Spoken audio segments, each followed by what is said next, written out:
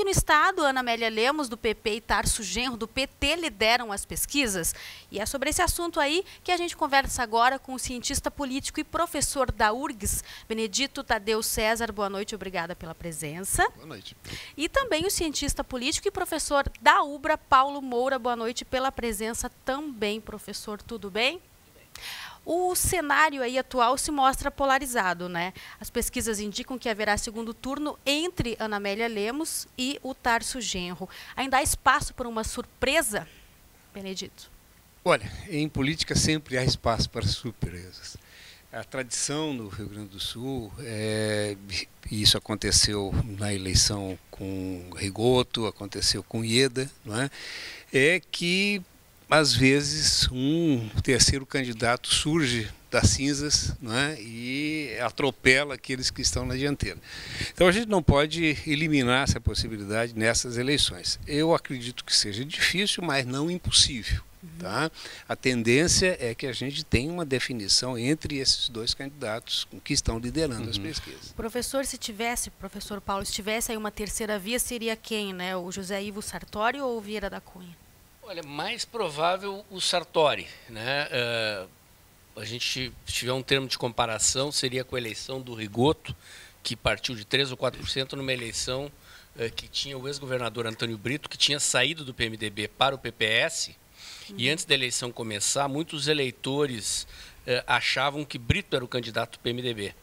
Então, quando a eleição começou, o Pedro Simon, principalmente, veio para a televisão avisar os eleitores, olha, o candidato do PMDB é o Rigoto. E ocorreu uma polarização muito exacerbada entre Tarso e Brito, provocou um desgaste para ambos, mas principalmente para o Brito, e o eleitor se deslocou do Brito para o Rigoto, e o Rigoto terminou vencendo a eleição. Né? Então, o Sartori, neste momento, ele está menor do que o PMDB. O PMDB é um partido muito forte, muito estruturado no Rio Grande do Sul. Resta saber se a televisão vai possibilitar ele decolar e cumprir esse papel que o Rigoto cumpriu na outra eleição. Né? É uma interrogação ainda se vai se repetir esse fenômeno das eleições anteriores em que Rigoto e Ieda atropelaram um dos polos e venceram a eleição. Agora, na opinião de vocês, por que a gente ainda não está vendo a campanha nas ruas, né? Seria porque os partidos estão se dedicando mais à campanha da televisão? Seria isso? Olha, efetivamente a campanha começa quando começa o horário eleitoral gratuito no rádio e na TV. Né? Enquanto isso não acontece, o eleitorado ainda não se ligou, né? Não se liga na campanha. Nesse ano nós tivemos ainda a Copa do Mundo, né? Que acho que colocou um pouco para frente a preocupação eleitoral. Então eu acho que a gente só vai começar a ver de fato campanha, que as pessoas começam a se entusiasmar, né? Lá para dia 19, que começa a campanha, 20, 22, por aí, né? Até o final do mês. Eu acho que tem uma outra coisa ainda, quer dizer, com a regularidade democrática, as eleições começam a entrar no cotidiano das pessoas, né? Aquela coisa ritualizada que era uma quebra do cotidiano, né? Vamos imaginar, nós ficamos 30 anos sem eleições para presidente da República e para governador de estado. Quando ocorreu novamente, bom, era aquele empenho, né? Quer dizer, todo mundo, agora nós vamos mudar tudo. Hoje a gente já percebeu, todo mundo já percebeu, olha, as coisas mudam, mas elas não mudam com a velocidade, com a intensidade mudam, mas não que a tanto. gente imagina. Exatamente. Isso, né? Então, há também não é que o eleitorado perde o entusiasmo, sabe? Eu acho que essa coisa de dizer, vai aumentar o número de voto nulo, não é assim. Mas não torna as eleições um evento. Mas eu agregaria 2 outros elementos aí. A gente tem observado que a cada eleição os candidatos têm apresentado mais dificuldade de arrecadar fundos. Né? Os financiadores estão mais retraídos. Há uma questão ainda pendente na Justiça, que é a decisão sobre autorização ou não para pessoas jurídicas, empresas continuarem doando. Então, as empresas que costumavam financiar estão retraídas. E eu acho que há também um maior desgaste da imagem da classe política que está deixando o povo um pouco distante, mais frio do que em outras eleições. Eu acho que os fatores que o Benedito Tadeu levanta são reais, né, é uma análise correta, mas eu agregaria a esses dois elementos. O eleitor está mais desconfiado, mais distante, principalmente em relação aos candidatos ao legislativo, né? Seria desacreditado? Desacreditados, e acho eu que haverá sim um aumento das abstenções, dos votos brancos e nulos para os cargos do legislativo. Só complementar uma coisa aqui.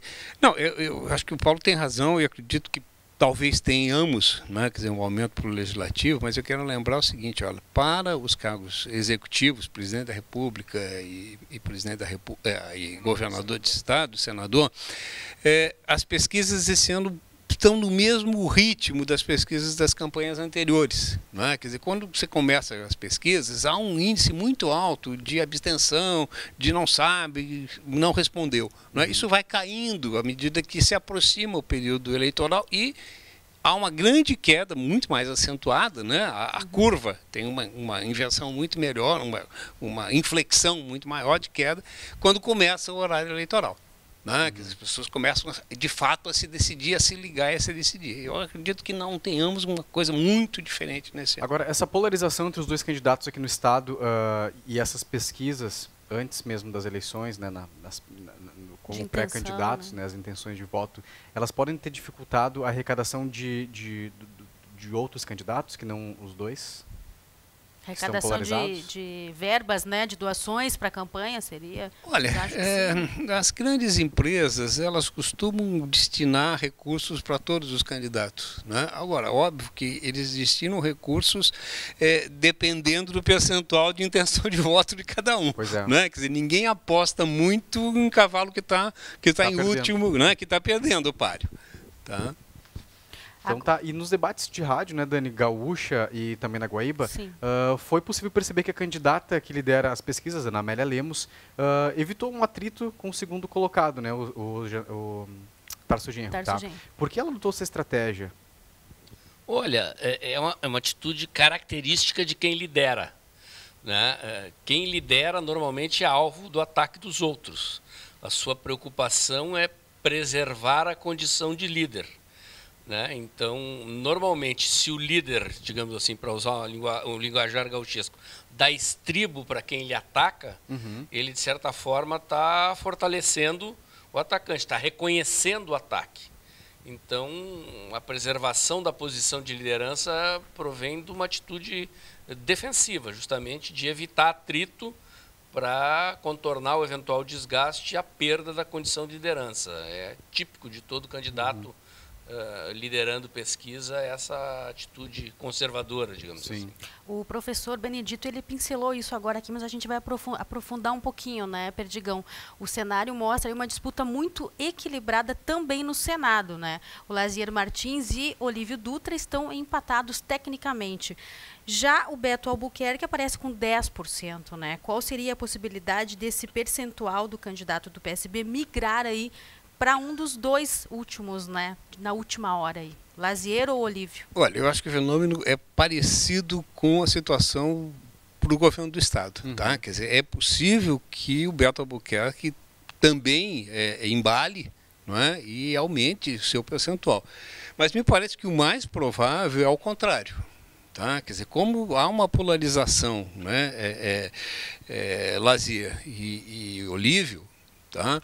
E como o Beto disputa votos no mesmo espectro ideológico do Olívio, tá? É provável, tá? Se não ocorrer nenhuma catástrofe, tá?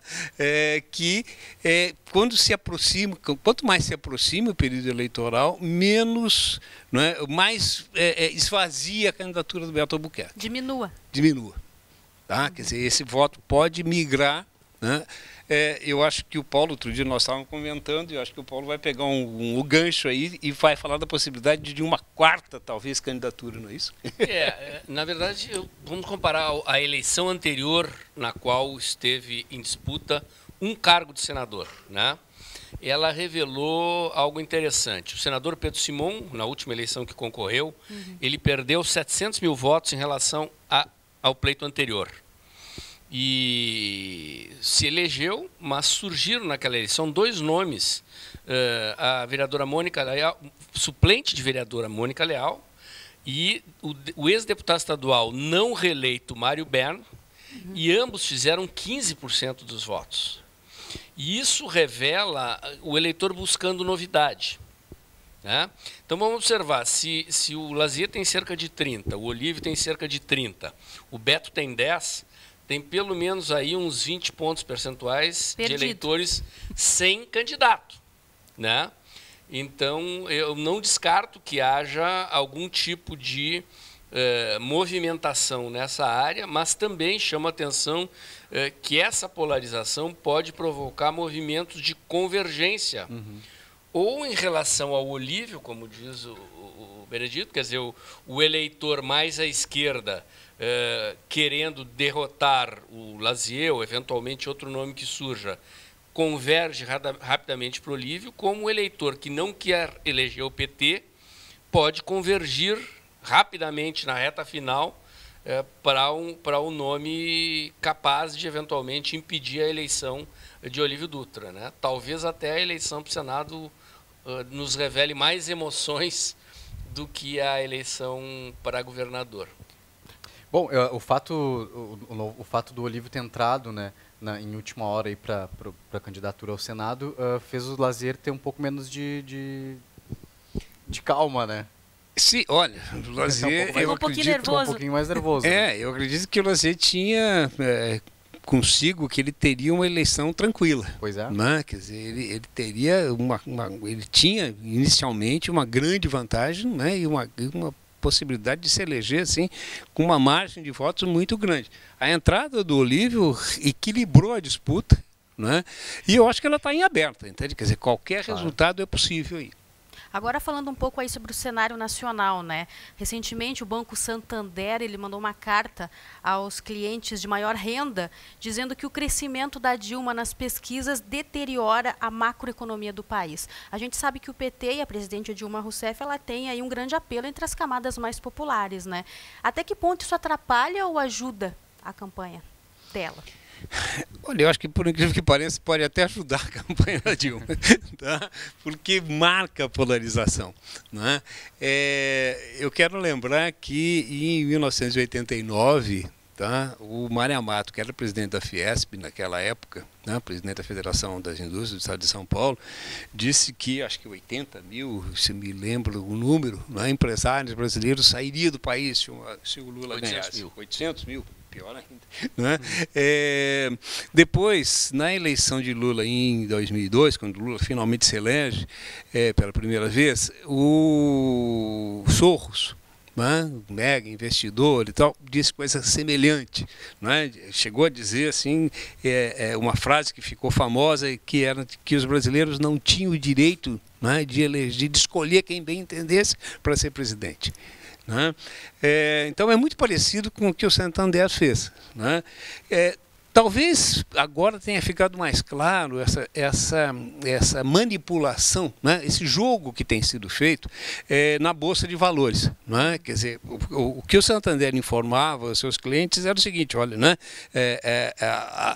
A subida da Dilma nas pesquisas deteriora os ganhos nos investimentos de Bolsa, porque pode cair a Bolsa. Né? Quer dizer, então direcione os seus investimentos para aqueles mais especulativos. Né? Bom, além de, eu acho, de ser politicamente uma jogada pouco inteligente do Santander, porque ele se queimou com isso, não é? Que se ele ofereceu a possibilidade para que a campanha da Dilma e que os militantes, né, da sua candidatura, quer dizer, saiam a campo e digam, olha, está vendo? A elite não nos quer. Né? Então, isso é sinal de que nós estamos, sim, do lado, né, daqueles dos mais pobres, dos mais necessitados. Então, a coisa fica bem demarcado. Professor, eu acho que outro aspecto interessante a considerar aqui, que é o seguinte, a economia do Brasil não vai bem. Todos os números, né, que se tem visto sobre inflação, sobre contas externas, sobre contas públicas, apontam um cenário de deterioração da economia do país. Né? Hoje, as projeções do mercado pelo Boletim Fox, emitido essa semana, apontam um crescimento do PIB abaixo de 1% já. Já há analistas econômicos apontando para um quadro de recessão antes do final do ano. Ou setor industrial na ponta desse processo, já ingressando em recessão, a inflação ultrapassando o teto da meta. E o que eu acho que os analistas do Santander alertaram é exatamente isso. Se não houver... o erro deles talvez tenha sido colocado desta maneira. Eles, como analistas de uma instituição financeira, talvez se saíssem melhor se dissesse: se não houver mudança nas diretrizes da política econômica, o cenário continuará se deteriorando, o que é real. Se esta política econômica está produzindo estagnação ou ameaça de recessão e inflação, e as diretrizes da política econômica não mudarem, o destino é previsível, né? E eu acho que este é um assunto que é pano de fundo do debate eleitoral, né? Haverá continuidade dessa política econômica ou haverá mudança, né? Se é para haver mudança, a candidata do governo quer mudar, irá mudar ou manterá estas diretrizes? Agora, né? Eu acho que essa é uma questão importante na eleição. Agora, tudo isso, né? A expectativa de crescimento do PIB aí de 1%, né, cerca de 1%. A inflação que não está aí dentro do que o governo espera, né, e que a população quer também. A oposição vai usar isso, então, para tirar votos da Dilma. Já está né? usando, já está usando. Quer dizer, a gente pode dizer que não é a gasolina, mas é um... Sim, né? não, eu acho que sem dúvida. Eu acho que o grande tema da campanha, né, eu acho que o grande tema da campanha, principalmente para o governo federal, será de fato a economia. O que me parece muito bom, né? Aquele debate pequeno, curto, né? que se esboçava, que era o debate meramente moralista, tá? Parece que está ficando de lado, até porque parece que ninguém tem telhado de aço, né? Todos têm telhado de vidro, né? O Aécio está aí, os aeroportos familiares não nos deixam mentir, né? Eu acho sim que a questão a economia e os rumos da economia brasileira serão o mote da discussão. O que fica complicado é o seguinte: é que novas propostas serão essas, né, possíveis, porque se o Paulo tem razão quando ele diz que há uma desaceleração na economia brasileira, a gente tem que olhar também pelo outro lado, entende? Que o que está acontecendo é que está diminuindo o ritmo de crescimento, está diminuindo o ritmo de geração de empregos. Mas o Brasil é ainda um dos poucos países do mundo que continua crescendo. Né? É um dos poucos países do mundo onde menos do que todos os parceiros da América Latina, que tem um PIB 5, 10, 15 vezes menor do que o brasileiro. No mesmo continente. Então, qualquer coisa que você cresça, né? Quer dizer, quando eu tenho 1 e passo a 2, eu tive 100%. Né? Quer dizer, então, é fácil quando você tem muito pouco crescer. Não é fácil, isso é resultado de políticas econômicas que produzem resultados. Mas veja, comparativamente, o salto é muito menor. Certo? Quer dizer, o que nós temos que nos comparar são com os países desenvolvidos. Nós somos hoje a 6ª economia no mundo. Também estamos crescendo menos. Não estamos. Estamos. Os índices não são esses. A questão é a seguinte, não se trata, eu acho que a questão é a seguinte, não é se esse governo vai fazer ou não. A minha questão é a seguinte, quer dizer, quais são as propostas para se fazer diferente? Essa é a grande questão. Seja da Dilma, ou seja dos seus adversários, o que precisa vir a público, não é isso? O que se vai fazer para fazer diferente. Aí sim nós vamos ter um debate de alto nível que vai contribuir para todos, né, e para o futuro do país. Vocês concordam que, sendo a Dilma ou quem quer que seja, tem que fazer algo diferente, né? Isso aí... Eu não sei se a Dilma concorda, porque ela é economista e ela está no governo e não está mudando. Ela teria a oportunidade de mudar desde já, né? Porque se o rumo é ruim, se o resultado que se apresenta é ruim e ela é presidente, ela já poderia ter mudado. E todos os sinais que ela emite são de que ela acha que esta política econômica está correta e não precisa ser mudada. A nossa divergência é o seguinte, quer dizer, é ruim ou não é ruim? O Paulo acha que é ruim, eu acho que não é ruim. Me parece o seguinte... mostram que 70% dos eleitores acham que é ruim. Exatamente o que eu ia falar. 70% acham que é preciso de mudança. 30 e poucos por cento acham que precisa de grandes mudanças.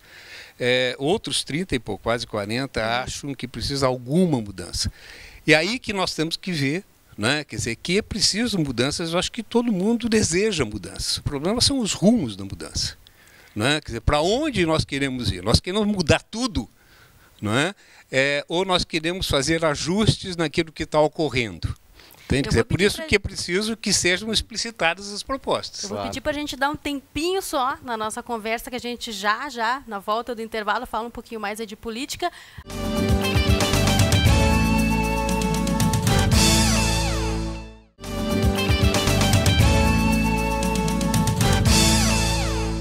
Agora, voltando aí a falar de política, a gente até falou no finalzinho lá do segundo bloco sobre o aeroporto aí, né, do Aécio Neves. Quer dizer, ele está sendo acusado de ter construído um aeroporto, né, o governo dele está sendo acusado de ter construído um aeroporto no terreno da família dele. Inclusive, até esse aeroporto ele vai ter o nome do tio-avô do Aécio. O candidato, ele decidiu que não vai falar sobre o assunto, né, não vai comentar sobre isso. Vocês acham que ele está tendo uma atitude certa em não falar sobre isso nesse momento? Olha, estrategicamente, eu acredito que ele está agindo da melhor maneira para a candidatura dele, para a campanha dele. Quanto menos ele falar do assunto, quanto mais ele contribuir para que isso saia da pauta jornalística, melhor para ele. O que eu dizia, né, e eu acho que isso é importante, é que, bom, primeiro, as questões morais, eu acho que elas são importantes para a política, são importantes para a vida de todos nós. Mas elas não devem ser o foco das campanhas eleitorais. Não é? Se nós ficarmos discutindo quem é mais honesto do que o outro, né, a honestidade tem que ser um pré-requisito dos políticos. Certo? Se nós pudéssemos, né, eliminar todos aqueles que têm atitudes incorretas, seria maravilhoso. E não pode, né, então cabe ao eleitor escolher e fazer a triagem. Mas mais do que a gente escolher alguém pela sua aparente honestidade, porque ninguém é culpado até que seja condenado, não é? Que se prove o contrário, se prove o contrário. Não é isso? Eu acho que nós precisamos analisar as propostas, não é? Como os colegas diziam aqui, não é? Quer dizer, nós temos que analisar as propostas dos candidatos. Quer dizer, o grande tema, me parece, de importância nessa eleição é o tema da economia. Não é? Vai ser a principal demanda. Vai ser a principal demanda. Seria a grande mudança que o Brasil precisa? A economia seria o grande... Olha, eu não sei, né, até que ponto nós precisamos fazer grandes mudanças econômicas, entende? Quer dizer, me parece a necessidade de ajustes. Não é? A grande questão, me parece, é o seguinte: nós temos dois grandes campos em disputa hoje, né, na presidência da República e também no governo do Estado. Quer dizer, nós temos um campo que está do lado do PT, não é? Que é um campo onde valoriza a atuação do Estado e o Estado como um agente de regulação econômica e de promoção de desenvolvimento, ou não. Não é? E nós temos um outro lado que analisa, aí, que seria um lado do PSDB e outros partidos, que tem uma outra concepção de Estado, não é? Que entendem que um Estado menor é mais eficiente do que um Estado maior. E que o Estado deve se retirar da regulação da economia, deixando isso ao critério do mercado. Isso, grosso modo. Não estou entrando aqui em... Tá? Quer dizer, em cima disso, é importante que os candidatos dos dois lados explicitem suas propostas. Quer dizer, é preciso que o eleitor saiba, olha, tem dois grandes campos, ou um terceiro campo, tá? Mas a chamada terceira via, e que cada um desses candidatos diga, olha, eu tenho essa concepção de Estado e dentro dessa concepção eu pretendo fazer isso. Isso não, eu tenho essa outra e pretendo fazer assim. O professor concorda, Paulo Moura? Paulo Moura. Em termos, olha, eu diria primeiro o seguinte: acho muito difícil que não se debatam questões morais. Eu acho que isso não será o centro. Mas o governo atual foi marcado por grandes escândalos, o mais recente, embora está desaparecido da imprensa nesse momento, é os problemas com a Petrobras. Né? Acho muito difícil que isso escape do debate eleitoral. Né? Se vão trazer o aeroporto do Aécio para o debate, não tem dúvida de que a Petrobras, também entra, que foi um dos grandes cavalos de batalha da presidente Dilma, né? e no sentido de que iam valorizar a empresa. Hoje a empresa está em situação extremamente difícil, assim como a Eletrobras, decorrente de decisões econômicas deste governo. E esta questão, mesmo que não envolva nem o aspecto moral, a questão da qualidade da gestão das empresas estatais, né, está em xeque. Quer dizer, a presidente baixou o preço da energia elétrica numa canetada, provocou uma crise no setor energético do país, e hoje o cidadão está tendo que pagar aumentos que vão de 17% a mais de 30%, dependendo da distribuidora de energia, né, decorrente da necessidade de consertar o estrago da decisão anterior. Então, eu acho muito difícil. Né? E, primeiro, assim, não vejo grande diferença entre o PT e o PSDB nesse aspecto que diz respeito à regulação da economia, uma série de questões foram levantadas aqui. Há, sim, diferenças de diretrizes econômicas de um partido que foi responsável pela criação do Plano Real, pela redução da inflação no Brasil, né, e que vai fazer contraponto com esta política econômica do governo Dilma, que, como nós vimos aqui, está produzindo um cenário de estagnação com inflação. Agora, professores, assim, muito rapidamente, eu queria que vocês dessem uma dica, a gente pode dizer isso, no que o eleitor tem que prestar atenção nessa eleição, assim, durante a campanha, né, rádio, TV, o que ele tem que prestar atenção muito rapidamente, que o nosso programa já está acabando. Por favor. Eu queria só primeiro fazer uma observação. A grande diferença entre nós dois é que eu explicito as diferenças e não faço campanha.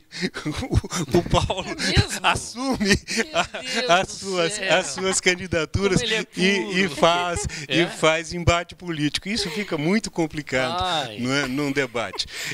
Até porque nenhum de nós é candidato. Professor, vamos lá. Rapidamente. Repete a pergunta, por favor. No que o eleitor tem que prestar mais atenção aí na hora da campanha? Eu acho que tem que prestar atenção às propostas. Não é? E principalmente o seguinte, quem diz que vai chegar, vai mudar tudo e vai resolver todos os problemas, como se tivesse varinha de condão, foge dele, porque esse é um grande picareta. Professor Paulo Moura? Olha, já que o meu colega é neutro e eu sou posicionado... Não, eu não sou neutro, eu só não uso os espaços públicos para propaganda. Telespectador, né? Eu, se fosse o eleitor, eu prestaria atenção em duas coisas. Primeiro, na questão moral. Vamos pesquisar a vida pregressa dos candidatos. E dois, eu acho que assim, o eleitor brasileiro sinalizou claramente, a partir das manifestações de junho de 2013, a questão da necessidade de melhoria nos serviços públicos de transporte, infraestrutura, educação, saúde, segurança e política econômica. Então, vamos prestar atenção no que os candidatos estão oferecendo aos eleitores em relação a essas questões para escolher direito.